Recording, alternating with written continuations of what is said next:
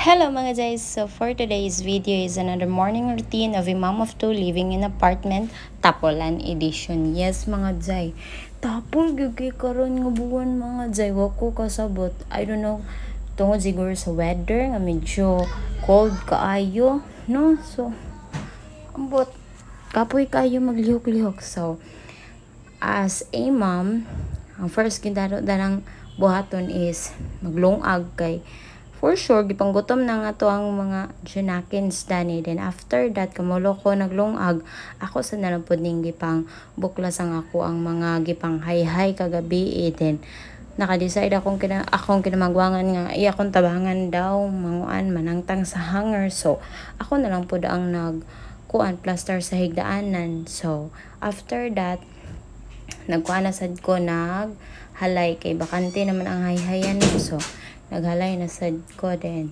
Well, nagkabisi ko sa kusina o prepare sa pagkaon. Nag-iPad pa po ang duha. Then, after that, nangaon na dahil nagpamahaw kay gutom naman kayo mga jay. No. Then, bugnog kaayo ang panahon karon mga jay. I don't know.